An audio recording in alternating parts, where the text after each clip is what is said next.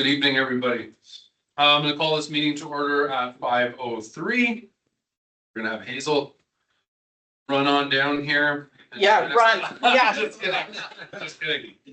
In the spirit of reconciliation, the town of Diamond Valley acknowledges and pays tribute to the traditional territories of the peoples of Treaty 7, which includes the Blackfoot Confederacy, comprised of Siksika, the Piikani, and the Kainai First Nations, the Dene of Tsuut'ina First Nation, and the Stoney Nakoda, including the Chiniki, the Bearspaw, and Goodstoney First Nations, as well as the Métis Nations of Alberta.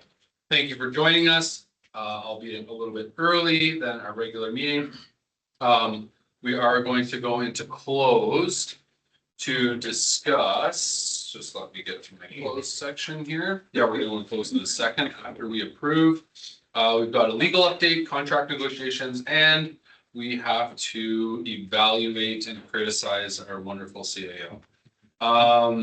So with that being said, I would take a motion. I know that Councillor Gordon wants to pull something, I believe, from the consent agenda, so I'll let him start things off. Yeah, I'd like to pull the staff report under Article 3, the temporary uses under land use bylaw. Okay. Have a discussion on that, since that was brought forward. The initiator of this was Hard Knocks Brewing regarding potentially special events. So I would want us to have a discussion on that. Okay. 9.3. Yep. That's good. 3. Are there any other, I should let you to ask that before I give a No, motion that's to all then. Anyone else want to pull anything off of the consent agenda before we adopt? Okay, seeing none, Councillor Gordon. Give a motion that we adopt the consent agenda as amended. Wonderful, thank you. All those in favor? And that's carried unanimously. Perfect. And we'll jump right over to our adoption of the regular agenda as amended with our addition. I would take a motion for that, pending anything last minute from administration. Okay, perfect. Councillor Martin, you give us the adoption of the regular agenda. Perfect. All those in favor? That's carried again. And at this time, I'll take a motion to go into close from somebody. I'll give you that. Okay, Councillor Bros gives me that at 5:05. All in favor? And we'll be going into close.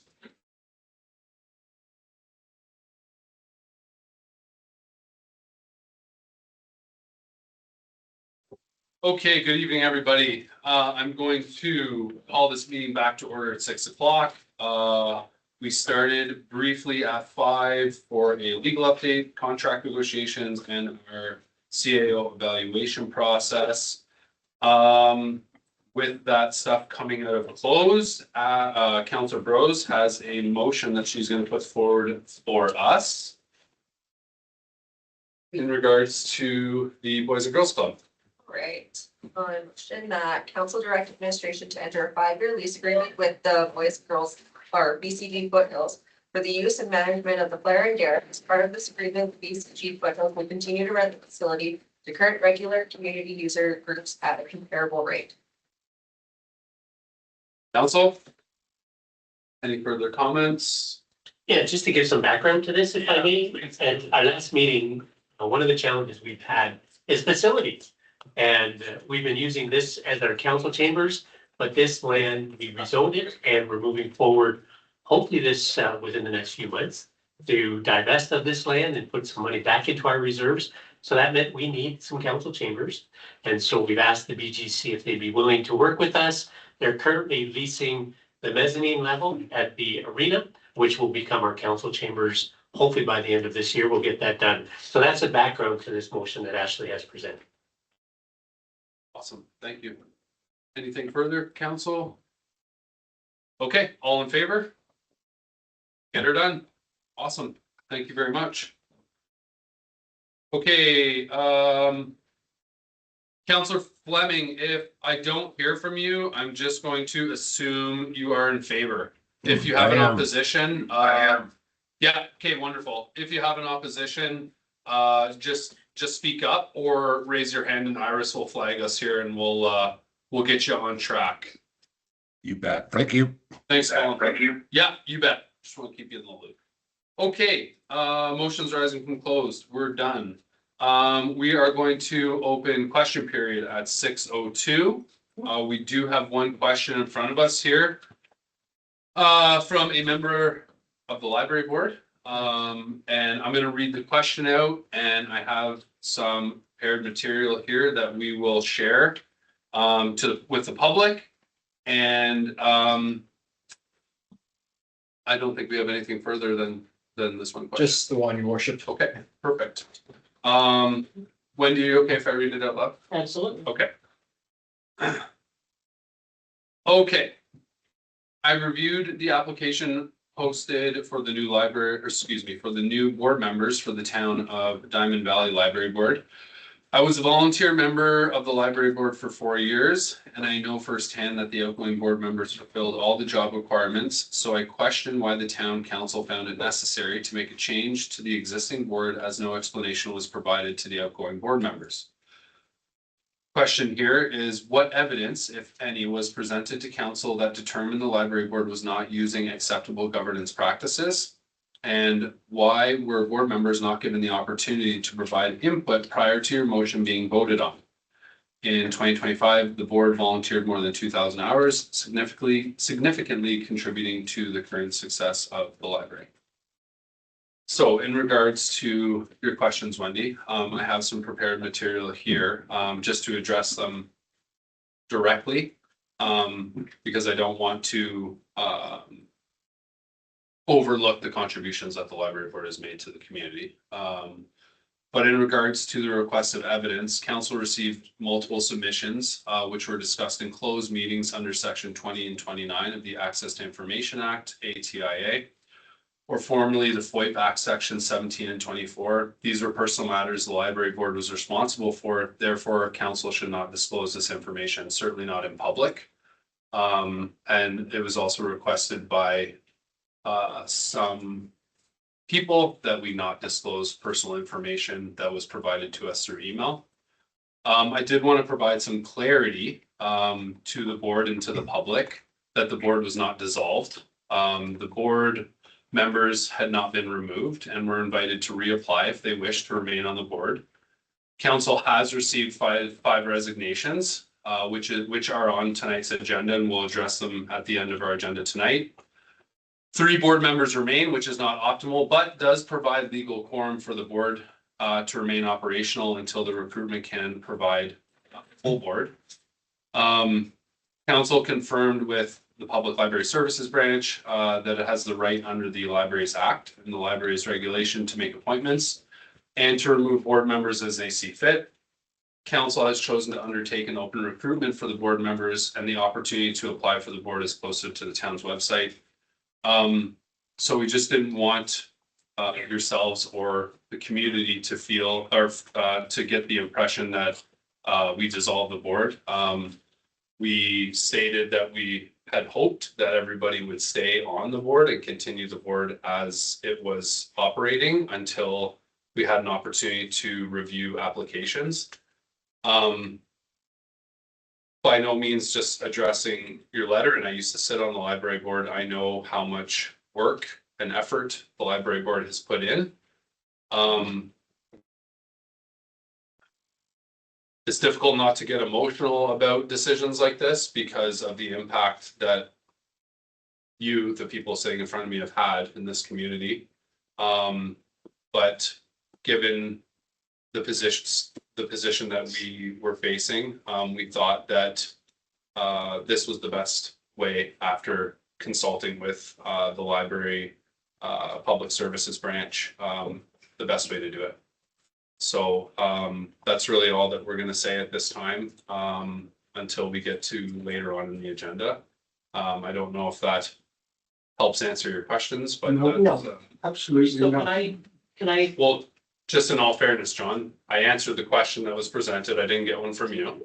So I answered it exactly the way that it was presented. So while I understand your frustration. Sorry, Wendy. Can I ask something then?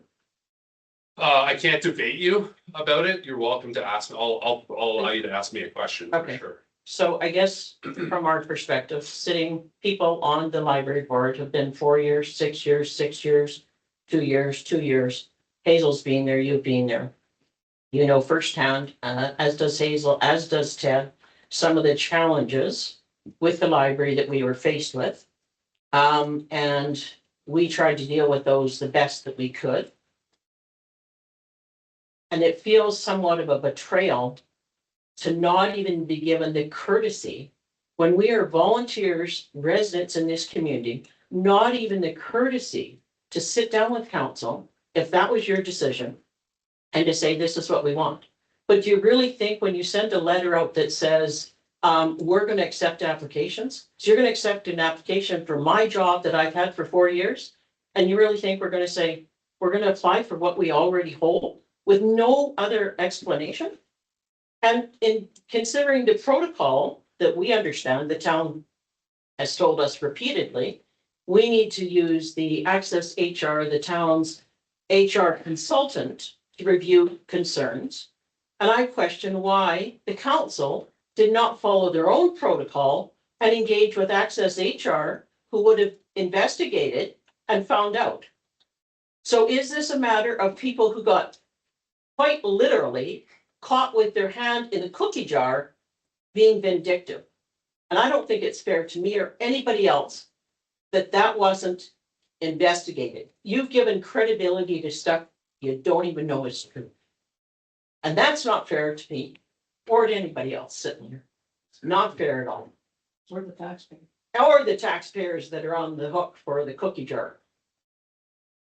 And we have put in so much time to that library. The library is what it is for our contribution. And we just got swept to the side.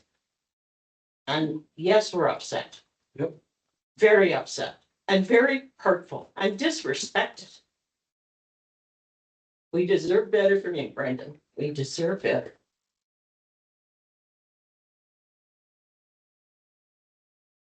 He was to be proved guilty. You proved us guilty without us having an opportunity for the defence, and that's disgusting. Well, the Against the protocol rules. is to engage a review. That's your own protocol for the town. We engaged with Access HR. They did not come in and do a review in the library. Don't tell me they did, Brendan, because they didn't. I can't discuss any of this stuff. It's They didn't. private and I can't debate with you. So I thank you for coming and saying your piece tonight. But if there's no other questions, then I'm gonna close the question period.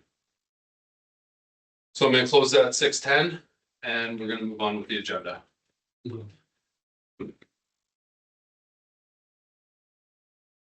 Okay, bylaws and policies, 8.1, bylaw 2026-128, operational line of credit borrowing bylaw. It's in front of you, council. CEO Davies, is there anything you want to speak to? It's fairly straightforward. Yeah, thanks, your worship. Just a reminder, this one and the next one, it's annual items, right? So it's Yeah. $1 million.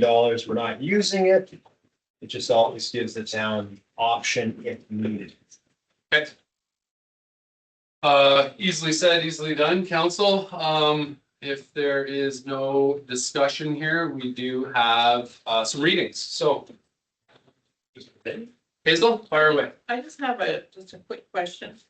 I probably asked this in the past. Would there ever be a situation where a line of credit might be used for a capital project? Absolutely. Because in the bylaw, I believe it says just for operating. It would be to close the gap. So if something broke. Yeah. That would be an operational. Supposing water or sewer main broke, that would be operational as we repair it, but ultimately it's a capital project. Okay, so that would be, a situation would be like the Sheep River water line replacement. Like if you're waiting for your No. grant funding and, No, let's say, the sewage main that's broken 4 times in the last couple of years, if that had a catastrophic break, we would look at this to get that liquidity to quickly conduct the repair, and then the Okay. council decides if they want to go with reserves versus debenture. So yeah, it's just so sort of at close least that. you have the funds right there. Okay, yeah, thank you. Satisfied? Yep. Okay, wonderful. Would you be prepared to give us the first reading? I sure would. Okay, please do. That council give bylaw 2026-128, the operational line of credit borrowing bylaw first reading. Exciting. Council, questions? All in favor? Very administrative. And we're gonna take that as a yes from Colin as we as we carry on here. Counselor Martin, or excuse me, Counselor Holiday. Yeah, the council give bylaw 2026-128. Thank you kindly. All in favor? Aye. Your hand going up there, Ash? Oh, yeah, sorry. I know it is. Sorry. All good. Okay, that one's passed. Who wants to give me third? I can do that. Okay, please do. The council agreed to present bylaw 2026-138 for third reading at this meeting. We do need to hear from you. Yes, Colin, if you could just give us an aye when I call the vote, Aye. that would be great, please and thank Aye. you. Oh, okay. Okay, it's good. All in favor? Sorry, I'll Aye. turn this on so I'm not yelling. Colin might be able to hear me. Number 4. Please.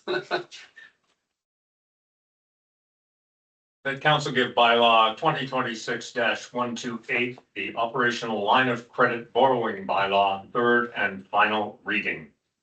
Thank you. Last call, all in favor? Aye. Unanimously. Perfect. Thank you very much, Councillor Fleming. Okay, easily done. Another exciting one, 8.2 bylaw 2026-129, credit card borrowing bylaw. Council?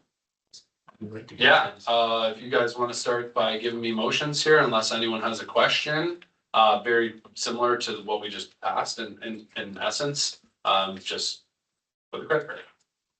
Councilor Martin, please. That council give bylaw 2026-129, credit card borrowing bylaw, first reading. Thank you very much. Any comments, questions? All in favor? Aye.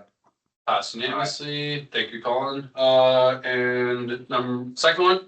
I'll take this. Okay. That Councilor the Rose. council give bylaw 2026-129, second reading. Thank you, Councilor Fleming. All in favor? Aye. Okay, Councilor Bros, give me one. That council agreed to present bylaw 2026-129 for third reading at this meeting. And this one, we need to hear Colin for sure. All in favor? Aye. Perfect. Thank you very much. Who wants to give me the last one? Sure. Please do. The council give bylaw 2026-129, credit card borrowing bylaw, its third and final reading. Awesome. Thank you very much, Councilor Gordon. Final comments? All in favor? Aye. Perfect. Okay. Thank you. Oh, okay. This is one of the bigger conversations, certainly likely to be the biggest conversation that we have tonight. We're going to move over to action items. We're going to go to 9.1. And we are going to have a discussion on naming policy direction. Just give it a little bit of context here. As we continue to grow modestly, slowly, and develop, we administration is asking for direction from council, which in all likelihood would impact the residents that have voted for us and what they want to see or how they would like to see the community be named. We've had some of these discussions in the past about, you know, why is it going to be Colts Crossing or why is it Diamond Ridge? Or, you know, sometimes these names are just given to places and administrations come to us for a little bit more direction setting. And I think it's great. So with that being said, I don't know if you want me to hand this over to you. Does that sound right? Or Yeah, thanks, your worship. Carrie. We'll just turn it over to Carrie and Hi, Carrie. see if she has any comments, and then, yeah, we have a list of requests for council's input or direction on. I should say too, if this topic's more of a committee of the whole type one, but the next meeting is quite full, so we did not want to wait till April. So if council needs further time to consider this, that is fine as well. Over to you, Carrie. Okay, awesome, thank you. So maybe we don't need to set all the direction tonight, is what you're saying. Like, we can say, bring this part back for another slow meeting. That's right, your worship. Okay. It's, yeah, we understand it can be granular and it's context, right? So- Perfect, appreciate it. Gary, floor is yours.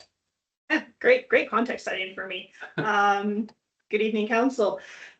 The direction from council is requested at the summary at the end of my staff report there. The intent is if we can get some direction on those items, that we will then bring back the bylaw. The bylaw obviously then can be discussed, debated and amended at that time. The goal was to try and avoid having to make major changes where one thing may impact other sections of the bylaw, so that we can just get direction and draft it well once. Sure. So the first thing on the list here is preference for numbering major roads. In our research and talking with our protective services group, there is a strong preference to prepare a naming policy with a preference for numbering major roads. And we wanted to just get a thumbs up or thumbs down from council on that proposal. Well, I think one by one then. yeah, I think it's great. Does that make sense, Carrie? Let's go. Yeah, let's do Yeah, so that. before I give my opinion on that one, the question I have is pretty much on the Black Diamond side, the numbering is already there. Turner Valley's not. So what do we do with historical? For instance, Main Street, Sunset, right? I assume one of those would be numbered. I know that's how Calgary does it. The east-west roads are predominantly numbered roads or avenues, pardon me, and then streets are the other way. Yeah. North-south are streets, and then they number some and name others. So how would we work that out with the historical element to make sure we are actually consistent? Oh, fantastic. So the intent is for the naming policy to be applied to new applications. So where a new road is built through a subdivision application, let's say, or an area structure plan comes in with multiple new roads. If there is, yeah, it's for new situations predominantly, or if somebody's coming in to change an existing through an application. So if you're coming in to change a facility name through an application, or if there's a request to change a road name from the residents or businesses on that street, which they currently can come in and ask for a name change, that we just have guidance on what is suitable moving forward. So a quick follow-up, if I may. Like, And thanks for answering that. I figured we were talking about new roads or new subdivisions. I mean, let's use Diamond Ridge's illustration. John Street coming down would, because that's east to west, right? Would that be considered a major road? The way that it's a feeder that could be accessed by Main or Sunrise? Or is that Robert, I guess? I don't know. Yeah, so there is some opportunity to kind of tweak what our definition of major road is. From an engineering lens, we have locals, collectors, arterials, highways. They're based on vehicle trips per day down those road segments. And that's probably where we would go with defining major roads, is we'd be looking at a certain number of vehicle trips per day. And so I don't know if that one specifically would trip to a major road, or where we could kind of play with that balance. And I can come back with additional information with the bylaw at that time if that works. Yeah, that's a great answer. It gives us a lot to consider. council, we're still on the, The first one? Yeah. we're gonna stay on that one until we're satisfied and we'll just. Go ahead. Well, we haven't numbered any major roads, No, Turner Valley's fine. or even on the block, it's government and center. That's true enough. Yeah, I guess those Yeah. aren't major roads, Those but we have a lot of numbered roads that are major. Yeah, but Yes, they're not major. Yeah. Yeah. or Street. Yeah, that's what ours. It's so that It's- the intent is moving forward that those roads are numbered so that you get a better sense of space of where you actually are in the community. It's easier for tourists, it's easier for people who are coming to visit, and easier for emergency services. Even Okotoks, it's 30,000 doesn't number theirs. And it's not a necessity, it was a preference brought forward from planning and protective. For sure. That just pertains to new roads, right? Correct. I just care if it doesn't change like North Ridge and South Ridge, it's the same road. That's where it gets me. It's been. Or does it become north? When does it Yeah. become? As long as So it's what- right on the what- GPS. It's right on the GPS. Yeah. No kidding. Ask Colin this one time. Colin, do you have any thoughts in regards to this one before I ask Carrie a question? I don't see, numbers being a thing. All these communities with their name and do you think, Mackenzie Town, everything's Mackenzie something or other? Mackenzie something or other, Then you know what's in Mackenzie Town. then you know what's in Mackenzie Town. Same country man. And it's like Cindy lives on 60, some refer to 60th Avenue, others refer to it as, 434. yeah, 434. What kind of direction do you want from us with this, Carrie? Just leave it alone, or do you want some setting Oh, we need from to. this? Yeah, we need a decision on that. If If there's we a, don't do anything, then nothing changes, right? Yeah. I think Colin makes a great point, if I may, where the new subdivisions in different communities have that name of that community, So let's and the road names, set the direction that way. yeah, as Yeah. opposed to So major roads, that's the point three, the thematic. Thank you. Thematic. the yeah. thematic naming. But my thoughts on this one is that there's no point starting to number because we're never gonna have anything more major than government and center and Main and Sunset. And fourth is. And those aren't changing. Yeah, Well, then you So- start numbering on the outside, right? Yeah, It's not like doesn't it make a lot of doesn't make a lot sense. of sense, no. Yeah. It just feels like a hodgepodge. so scratch one, Yeah. You'll leave it alone. Okay, everyone's okay with that? I think so. Okay, good discussion. Okay, number two, role of developers in proposing names. There's an example here. Rich. Yeah, even though that's not the name, Yeah. right, as CAO Davy would tell us. Okay, what are your thoughts on this one, Carrie? So an example motion that I have prepared there is that Mhm. we prepare the naming policy to allow developers to propose area structure plan names, neighborhood names, and road names within a proposed developable area for consideration and approval by council. Yeah, I like the way that's written, so we would have final say. Correct. So Yeah. if I may, to your worship, so to, Councillor Fleming's point with Mackenzie Town, right, this would be a council adopted Diamond Ridge, Diamond Rise, Diamond West, yada, yada, right? So it'd be the same Same idea. Keep it, But okay. But what we're trying to get here though is that when it comes back to council, council gives the approval, so then everyone in the community knows Point the finger at us. what area we're talking about. Well, Riverwood's labeled like that. Yeah. And so is Willow Ridge, I believe. It I is, think a yeah. lot of the Willow Ridge roads. It's done Do historically. do we want to discuss number 3? Yeah, Yes. yes. Keep jumping there. Yeah, sorry. I mean, I would be more than happy to give you the motion for number two, the way that it's written.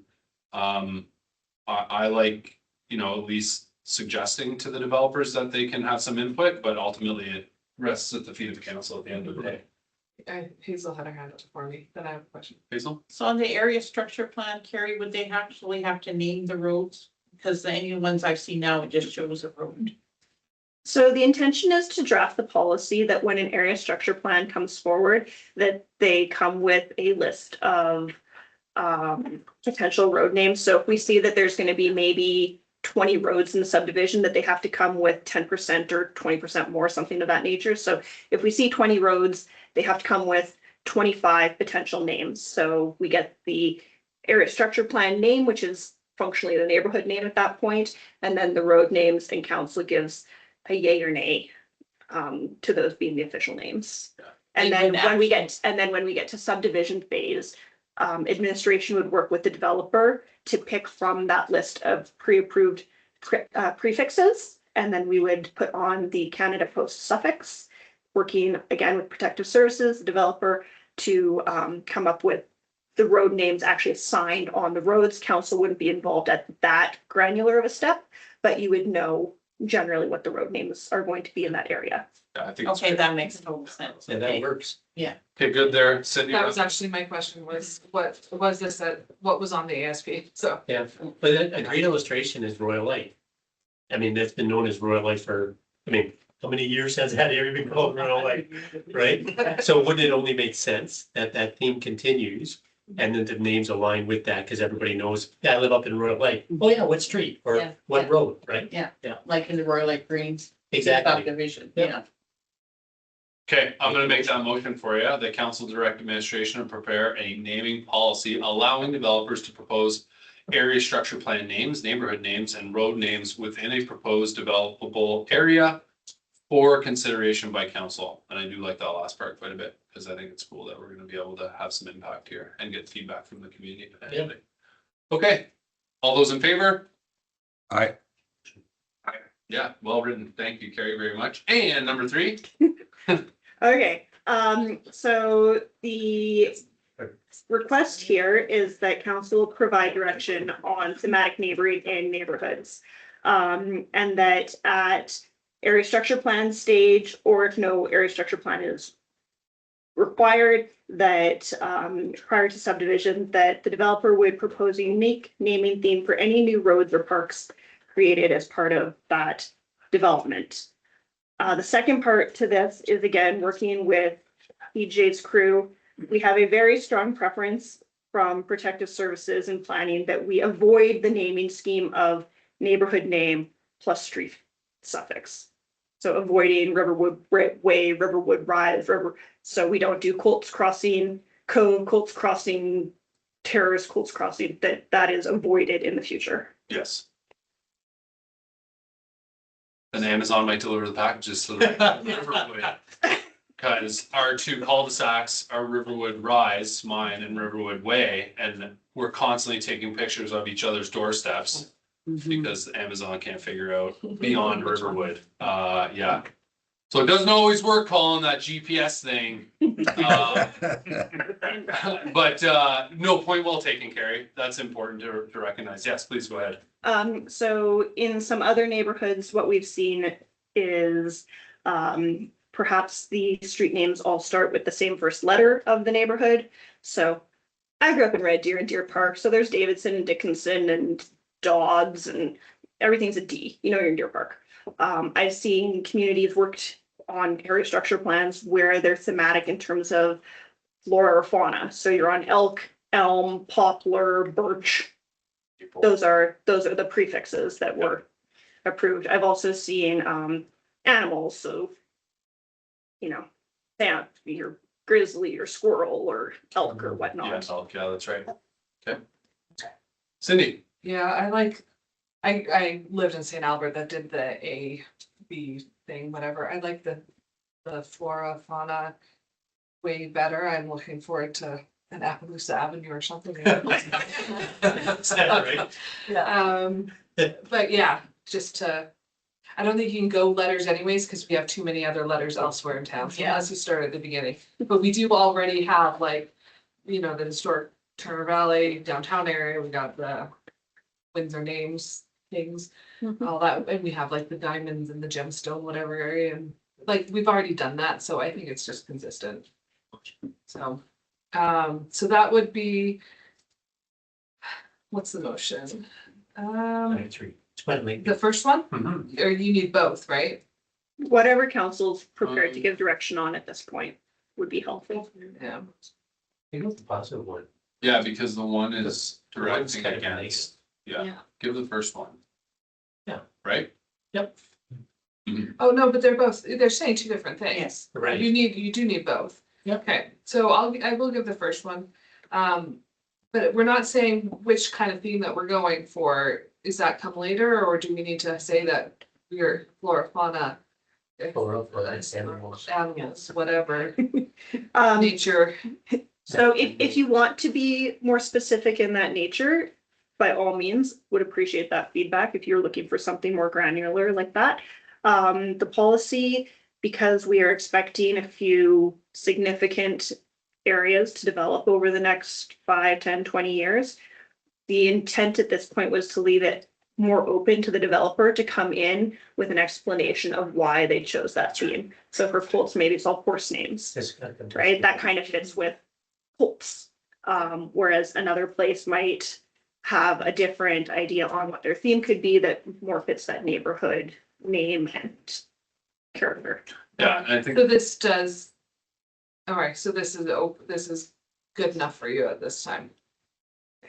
don't want to create too much red tape. Okay, but- yeah, that council direct administration to prepare a naming policy requiring developers to propose a unique naming theme to be approved by council at the area structure plan stage, or if no area structure plan is required and no unique naming theme has been approved, developers will be required to propose unique naming theme for any new roads or parks created as a part of the subdivision. Well said. Okay. Final comments? All in favor? Colin? It's okay. I told him if he doesn't say anything, it's fine. You don't have to say anything, Colin. I was listening for you though. Okay, that's passed unanimously, and let's go to number 4. No. Oh, excuse me, sorry. Second motion. Who wants to give that one? Oh, I can do that. Please do. That council direct administration to prepare a naming policy that prohibits the naming scheme of neighborhood name, street suffix, quadrant, or similar. Why not Colin? Why not Bud?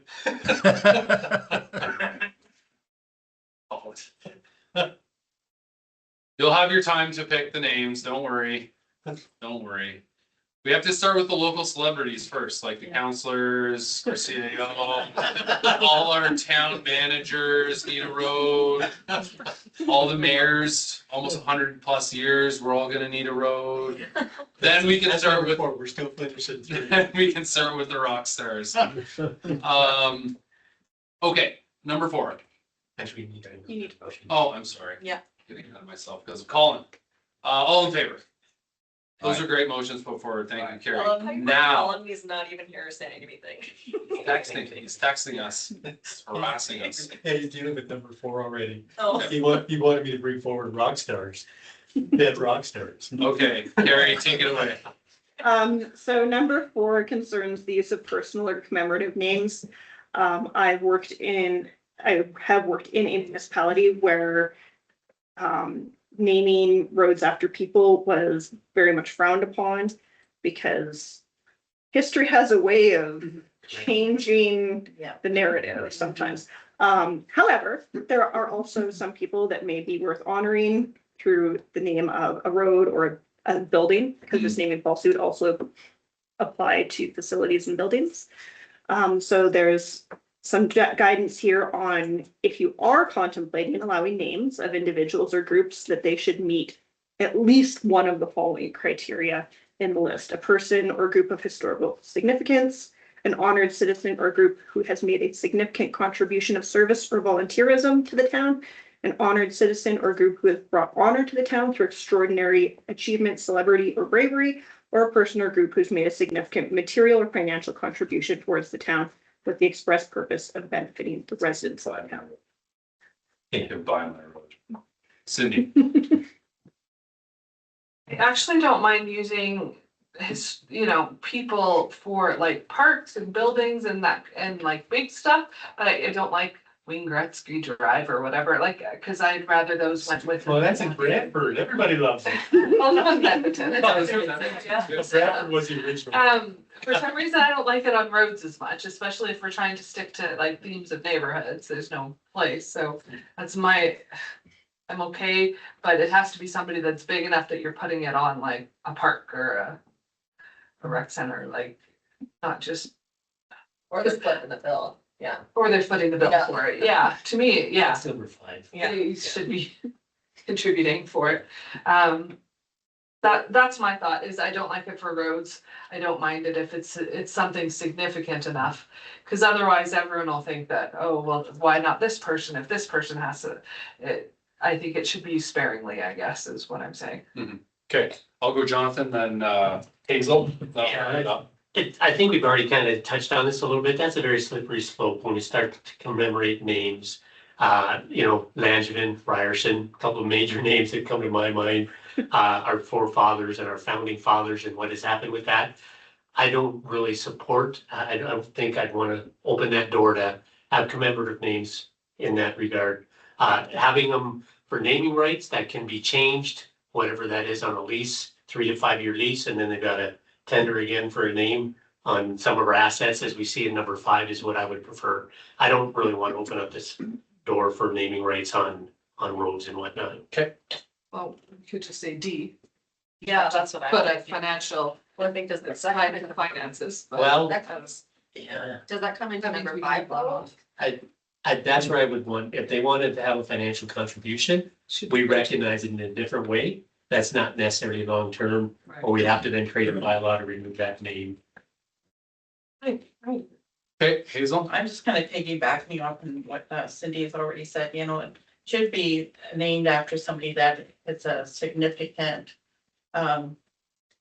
they've done something significantly in the community or some type of contribution. But like right now, we have a park named Purdue Park and the Maple Beck Park.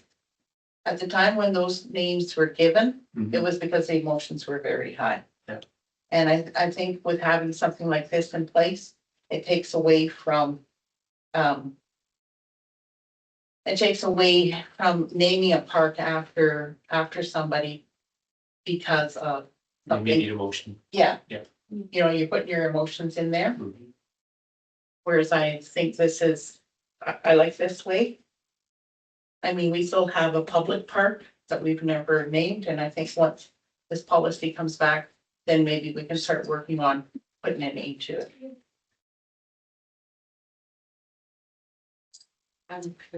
Are you saying you want names or you don't want names? I don't want names, Cindy. I don't want names, you know, I'm just talking from past experience.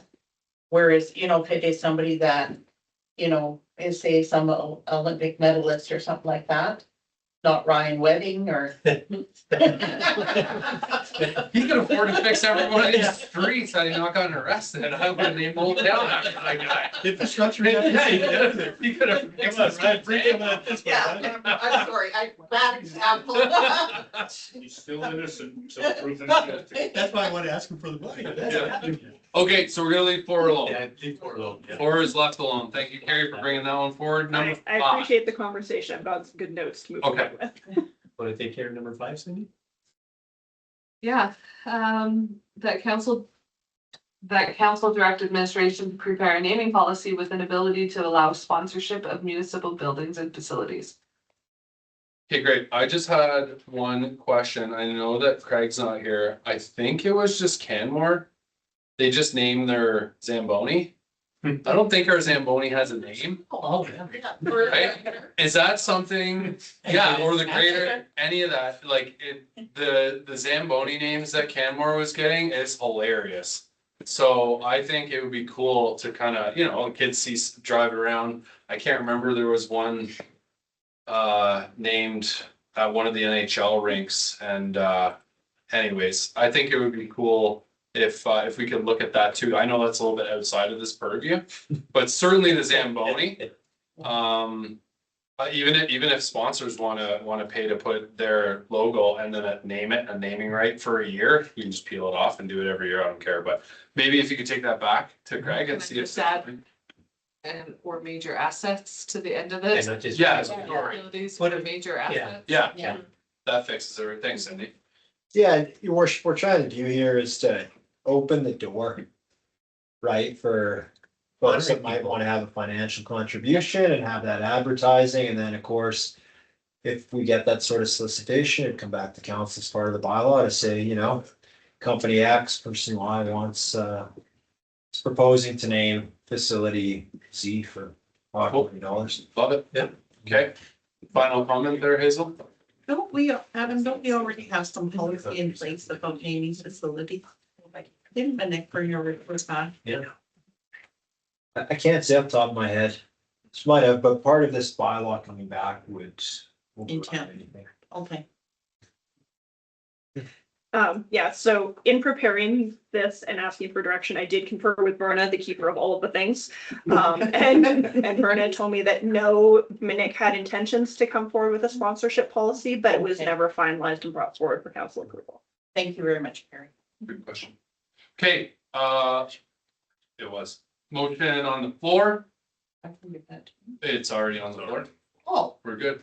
Thank you, though. He read it. Okay, all in favor? Yes.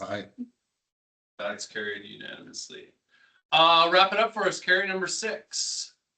And then just a discussion of the level of delegation for naming approvals. So I kind of skipped down to 6 at number 2 or whatever it was. So the idea is that the naming policy allows council to pre-approve names kind of in a list. And then the subdivision authority actually implements them.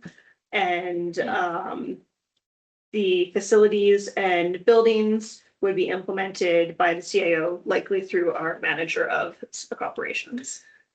Okay, your worship, just based on the feedback though, I think the second one, I'd actually want to keep it at council level. We don't get facilities very often.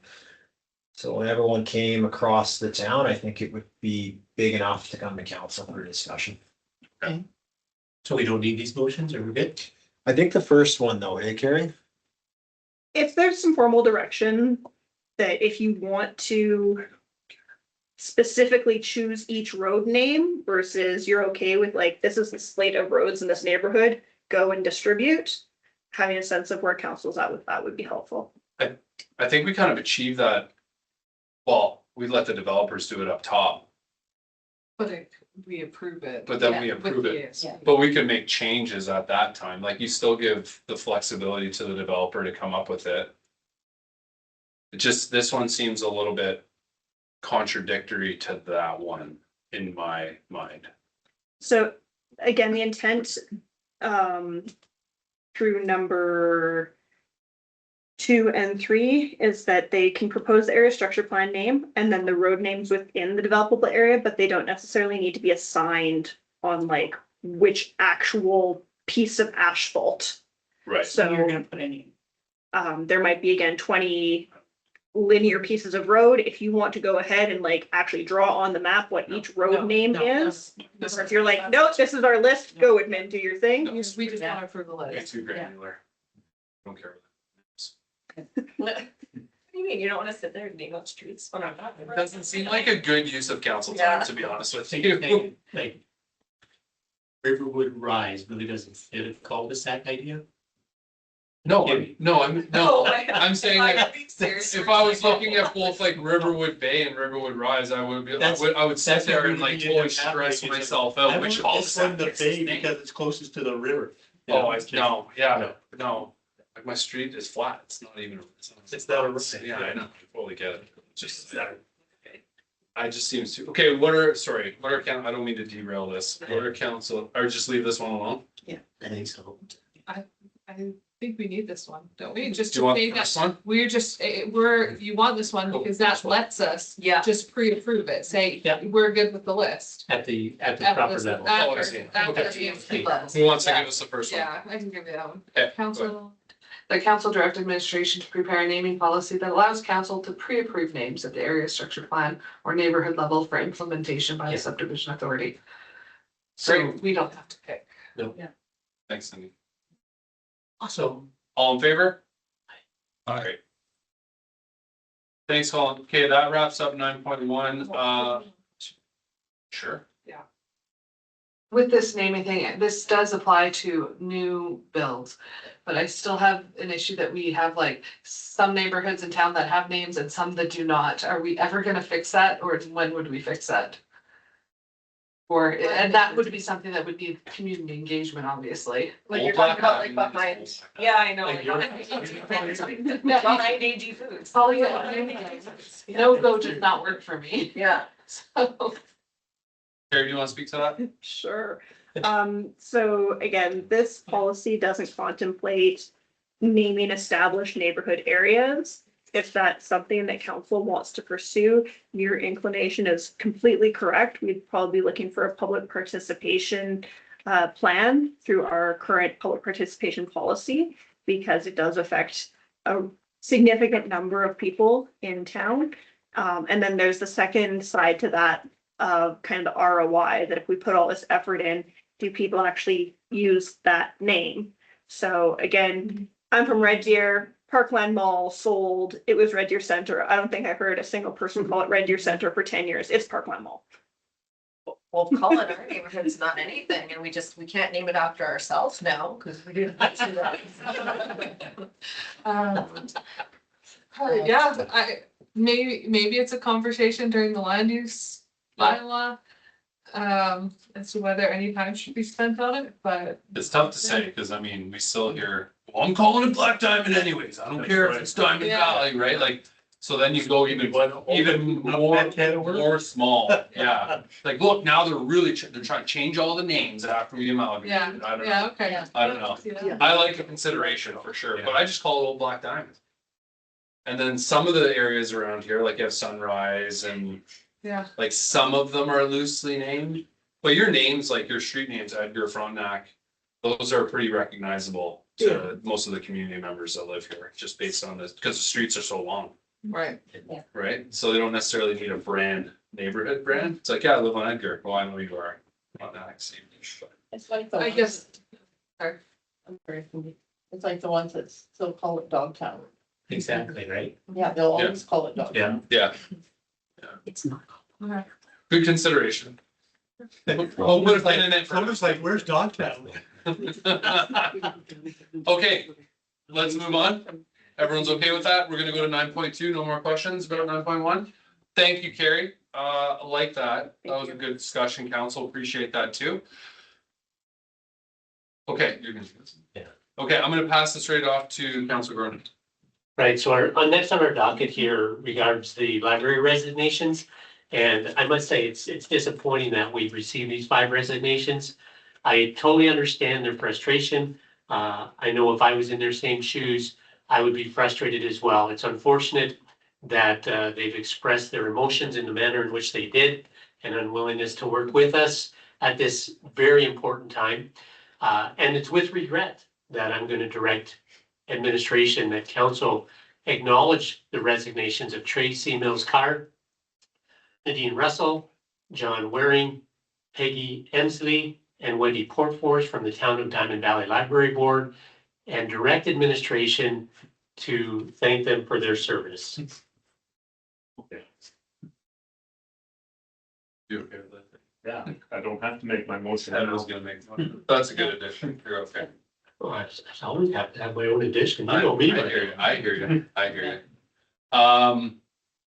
Yeah, I can't say it any better than John, so I'm just gonna leave it at that. Any further questions, comments, council?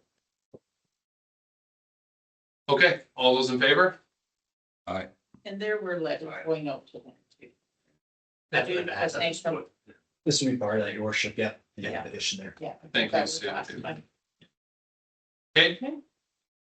We're gonna move on to the last item, and I'm gonna hand it over to Councilor Gordon, 9.3 staff reports.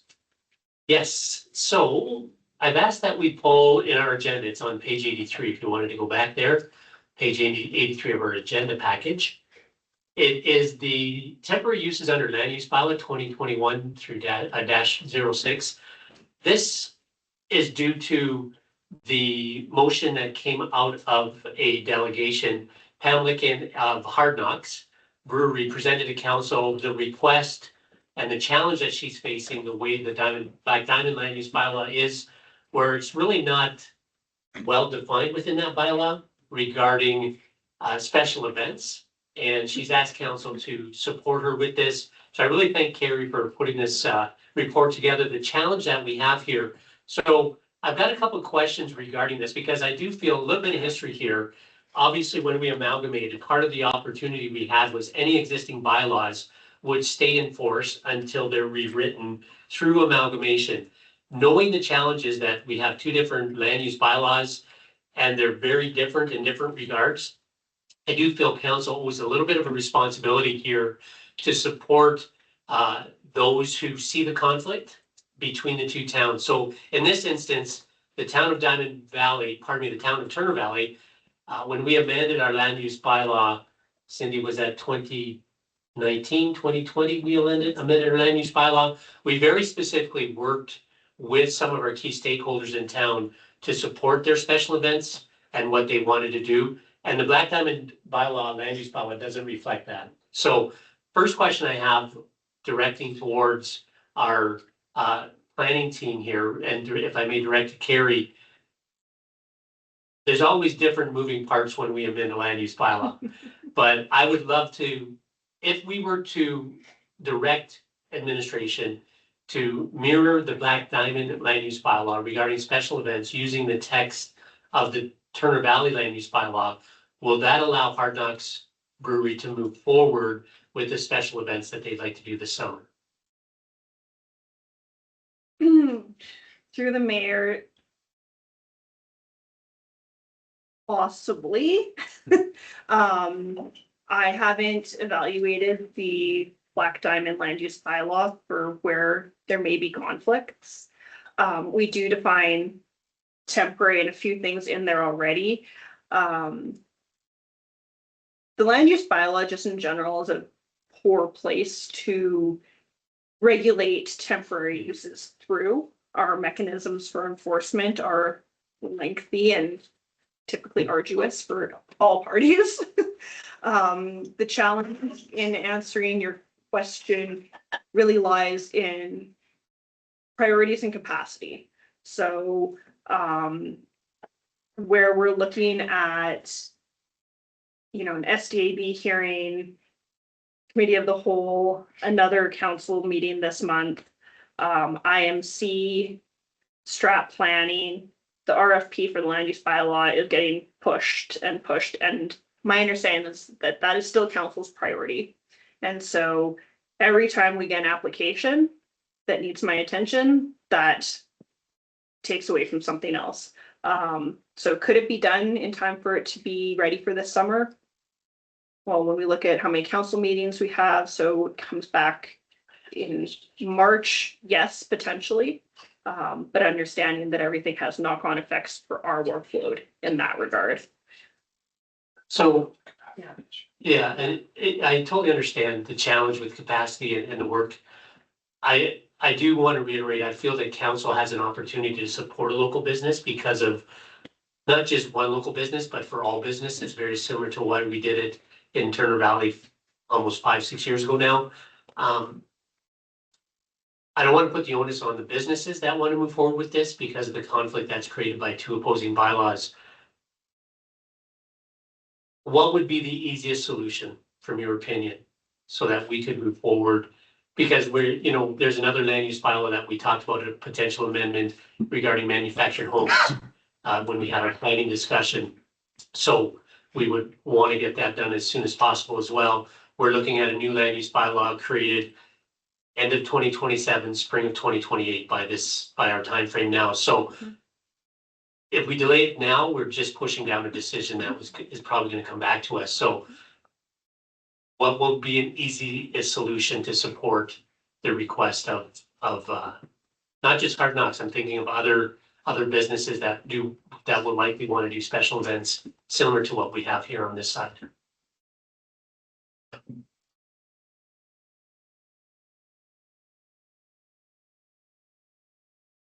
It's and it's challenging because I suppose sometimes people are their own worst enemies, where the conversation was had last August with coming in for land use bylaw amendment, and that wasn't pursued, and it would have given us time to have that in place for this summer, and it would have had the fee paid, and it would have been in the applicant's control to actually direct what she wanted in that amendment.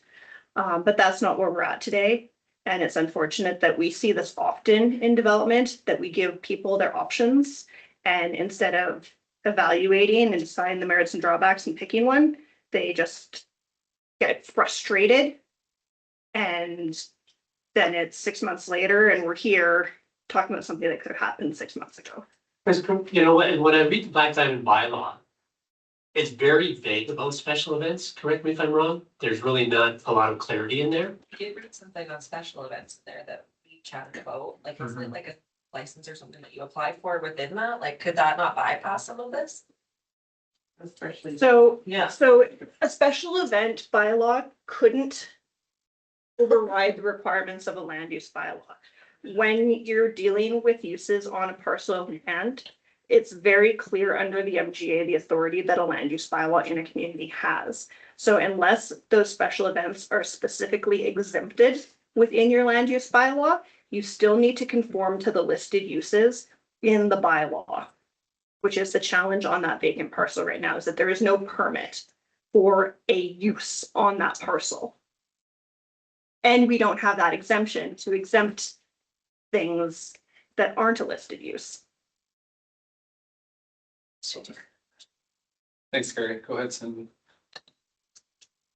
Yeah, there was as you mentioned, last fall an opportunity and it looks like they just didn't want to pay the fee to get it done. And so by us taking this on, the taxpayer is paying for it Mhm. because the business didn't want to. And then we have the knock-on effect that it all gets delayed, our land use bylaw tender gets delayed, everything gets delayed. And to make a change, communicate the change so everybody understands that could possibly benefit, and then to go change it a year later with a new land use bylaw, like, it's just not worth the time. Like, we just need to say, yes, we know it's a problem, yes, we know it sucks. It's gonna get fixed in 2 years, be patient, right? And there are public parks and other places you can use. I'm gonna jump to Adam. Yeah, thanks, your worship. I would just, advise council to not let tactical one-offs impact your strategy. Because there are other options here for different locations. Fair enough. Thanks, Adam. So, Good point. Hazel. Did she not apply for a special event application? Did she not? It's different. than No, so the land use still Would still apply. would still apply to the parcel private land. And so unless there is a listed use with any applicable permit that's required or an exemption under the land use bylaw for the use, it would be considered an illegal use under the bylaw. so just, your worship, finally through to Carrie. Suppose, a brewery wanted to host a beer fest, in a park or a different parcel, perhaps in the Turner Valley side. Is that, something that could be accomplished? There are mechanisms that would allow that to be more easily pursued for this summer. So there's options. So in that case, your worship, perhaps if someone wanted to do that, they would come in and discuss with staff on how to accomplish that in a good amount of time in a different location. Thanks. Okay, satisfied? Just wanted to discuss it. Yeah, appreciate it. Are you okay if we move on from that? Yeah, just concluding thoughts here. Just thank you so much, Carrie, for the work that you did. The options here, and hopefully I guess the only motion I would, it's not really a motion, but provide, how we can get that information to Pam's hands and any other applicant on the Black Diamond side. I don't know if that's necessary or not, but at this time, I don't really know that it's totally necessary in that regard. But, I appreciate the manner in which we've looked at this, trying to find a solution. And that's really what I want to make sure that we have that philosophy that yes, there's a solution. Let's see if we can work together. So thanks for bringing that forward.